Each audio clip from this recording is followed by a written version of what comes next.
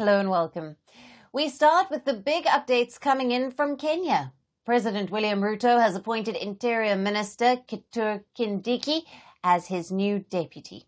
This after the initial blocking. A Kenyan High Court approved the appointment of the new deputy president that replaces Rigathi Gachagua, who was ousted in a historic impeachment last month. Kindiki Kithur has taken office after a colourful event in the capital, Nairobi. The ceremony was attended by government officials and Western envoys, among other guests. The day was also declared as a public holiday by the Kenyan government to celebrate the swearing-in of the new deputy president. I want to commit to support and assist you, together with the other colleagues in government, to realize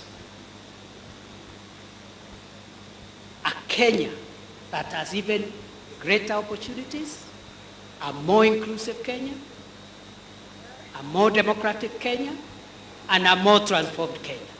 You will serve without fear, without favor, without affection, and without ill will. My brother Abrake, I listen to you. The people of Kenya were listening to you. His swift appointment comes a day after a Kenyan High Court approved President William Ruto's new deputy pick. The Kenyan High Court had earlier blocked the move after it was challenged by the Rigathi Gachagua, the former deputy president, who was removed by the Kenyan Parliament after a possible fallout with President Ruto. Consequently, the following orders are hereby issued. 1. The applications for conservatory orders are hereby disallowed. 2.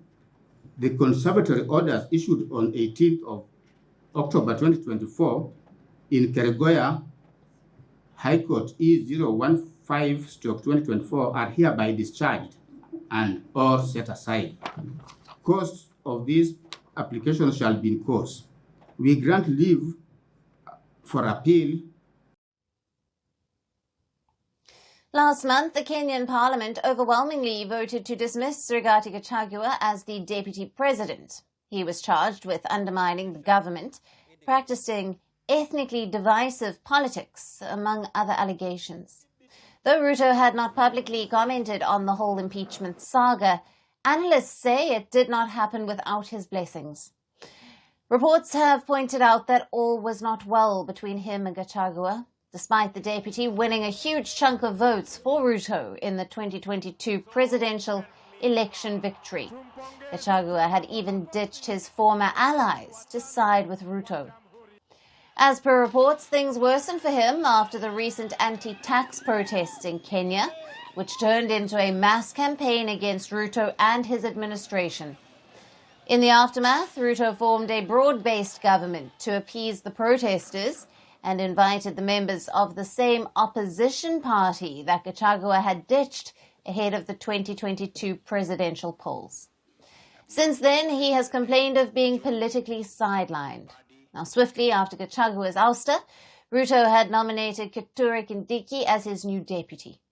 52-year-old Kindiki is a former law professor. He has been serving as President William Ruto's Interior Minister for the last 2 years.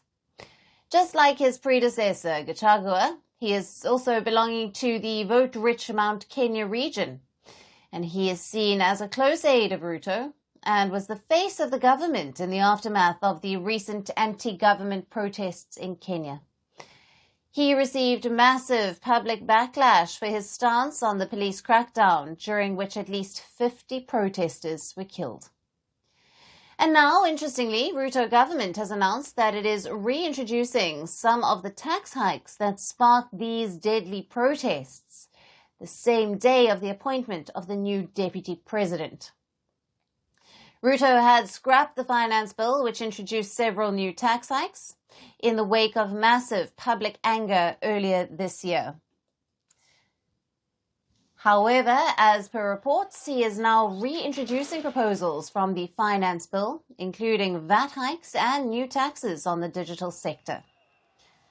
Now, Kenya's government desperately needs to boost revenue as it struggles under around $80 billion in debt.